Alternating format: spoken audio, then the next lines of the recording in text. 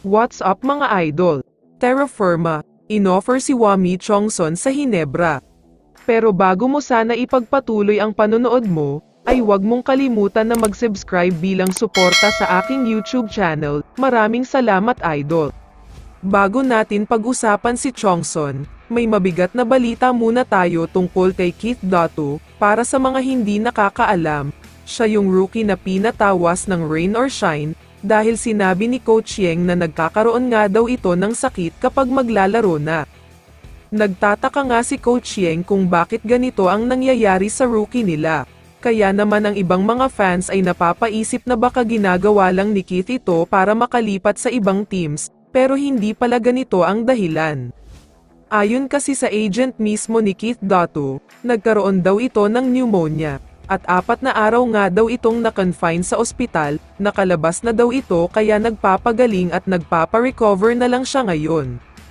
Samantala, lumipat naman tayo sa usapan tungkol kay Wami Chongson. Alam naman natin lahat kung gaano kagaling ang player na ito, sobrang talented at isang legit na scorer talaga. Siya na nga ang franchise player ngayon ng Terra Firma.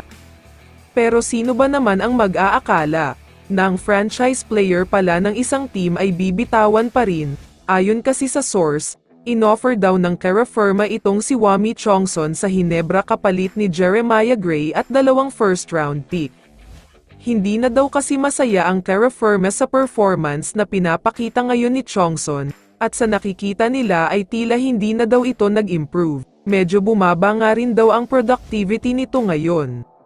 Kung babalikan natin ang naging laban ng Hinebra at Terra Firma, hindi nga talaga maganda ang pinakita ni Chongson dahil kahit umiskor siya ng 13 points, 5 out of 20 naman ang shooting niya tapos ay -18 ang efficiency niya.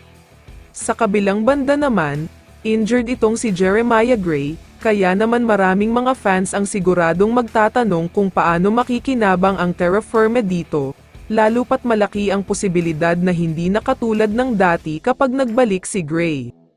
Ayon sa source, gusto daw ng Terra Firma ng 2 protected top 5 pick mula sa Hinebra. Ayaw nga nila na basta first round pick lang, dahil gusto nila ay top 5, expected na naman kasing mabibigat ang magpapa-draft next season.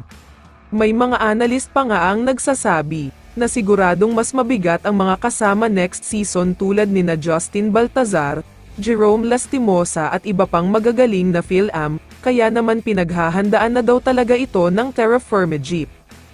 Kaya naman kung ikaw ang tatanungin idol, ano ang masasabi mo sa trade na ito? I-comment mo naman ang sagot mo sa tanong na ito. So dito na nagtatapos ang video na ito. Maraming salamat sa pagsuporta at panonood mga idol. Ingat at bye-bye.